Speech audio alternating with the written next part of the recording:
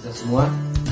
Di video saat ini kami dari kelompok 2 mata kuliah Teologi Praktika akan membahas mengenai pendidikan saat ini di masa COVID-19 ini.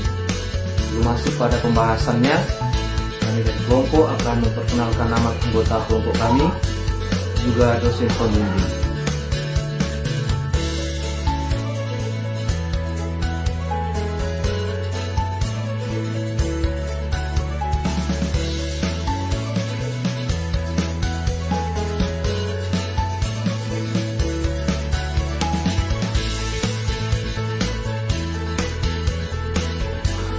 Di video saat ini, kelompok kami akan membahas 6 pembahasan dari materi yang kami ambil, yaitu pendidikan di masa COVID-19. Yang pertama, pengaruh COVID-19 pada pendidikan. Yang kedua, semangat para siswa dan mahasiswa dalam proses pendidikan. Yang ketiga, dampak positif bagi siswa dan mahasiswa. Dan yang keempat, dampak negatifnya bagi siswa dan mahasiswa dalam proses pendidikan. Dan yang kelima, pesan siswa dan mahasiswa bagi para pemimpin. Dan yang keenam, yang menjadi dasar Alkitab dari pembahasan kami saat ini mengenai pendidikan di masa COVID-19. Dan berikut adalah penjelasannya. Pertama-tama, kami akan membahas yaitu pengaruh COVID-19 pada pendidikan. Di masa pandemi COVID-19 ini, pendidikan di negara kita ini, negara Indonesia, mengalami perubahan.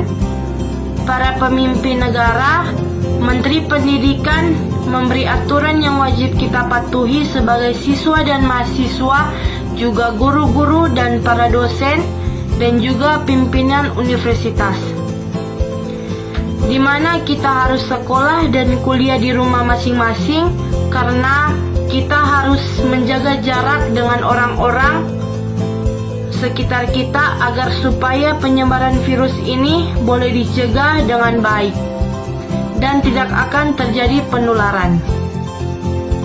Mengingat dulu kita sebagai siswa dan mahasiswa, guru dan dosen datang ke sekolah atau tempat kuliah saling tatap muka secara langsung, saling salaman dan berkumpul bersama di dalam satu ruangan kelas studi. Namun saat ini semuanya berubah ketika COVID-19 ini muncul. Pendidikan sangatlah penting dalam kehidupan. Walaupun dengan situasi dan kondisi seperti ini, kami dari siswa dan mahasiswa berjuang demi masa depan kami. Usaha demi usaha kami lakukan sehingga proses belajar mengajar kami bisa terlaksana. Walaupun dengan bantuan aplikasi yang di Android ataupun di laptop yang sangat membantu kami, para siswa atau mahasiswa, juga guru dan dosen dalam proses pendidikan, sekolah dan perkuliahan kami.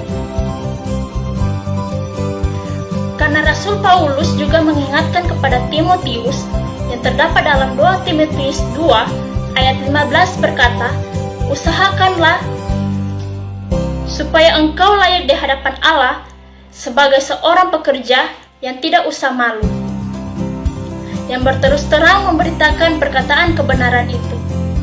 Dalam kata usaha, memiliki makna bertekun, bekerja keras, supaya kita bisa mendidik diri kita sendiri dan mempelajari kebenaran firman Allah dan juga menjadi orang berguna bagi masa depan karena kita dididik dan dibina lewat pendidikan. Walaupun kita diperhadapkan dengan situasi seperti sekarang ini, yaitu virus COVID-19, namun pendidikan harus tetap terus-menerus dijalankan karena pendidikan merupakan salah satu hal terpenting dalam kehidupan. Ada dampak positif bagi siswa dan mahasiswa, guru dan dosen, serta orang tua dalam pendidikan.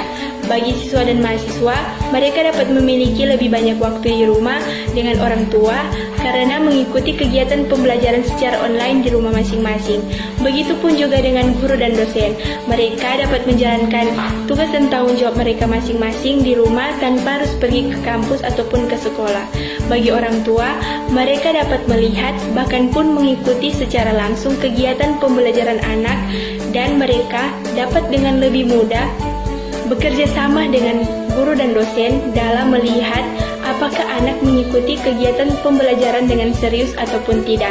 Jadi orang tua dapat langsung menyampaikan kepada guru dan dosen apakah anaknya serius dalam mengikuti pembelajaran atau tidak. Selanjutnya ada juga dampak negatif bagi siswa dan mahasiswa, juga guru atau dosen dalam proses pendidikan. Selama pendidikan di masa COVID ini, para siswa mendapatkan pendidikan melalui siaran TV, sesuai dengan arahan Menteri Pendidikan. Namun, banyak juga keluarga yang tidak memiliki saluran TV, yang menyebabkan kesulitan bagi mereka. Dan juga kami, siswa dan mahasiswa, banyak mengalami kesulitan dalam proses belajar mengajar ini. Beberapa masalah ini antara lain sulitnya jaringan internet di daerah kami, kurangnya alat elektronik, juga paket internet yang kehabisan, sehingga proses belajar mengajar menjadi tidak efektif.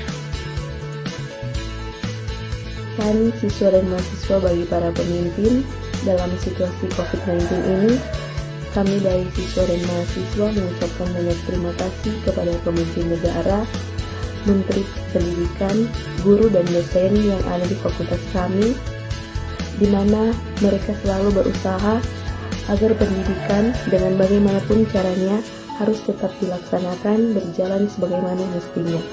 Karena dengan pendidikan kami bisa mencapai semua cita-cita kami dan kami bisa membanggakan orang tua kami serta orang yang ada di sekitar kami. Dan yang menjadi dasar Alkitab dari pembahasan kami saat ini, memang pendidikan sangatlah penting karena dengan didikan kita dilatih untuk mengetahui berbagai ilmu pengetahuan yang ada. Karena perintah Alkitab adalah mendidik anak-anak supaya mereka mengenal Allah, supaya mereka mengenal Pencipta, siapa yang menciptakan bumi ini.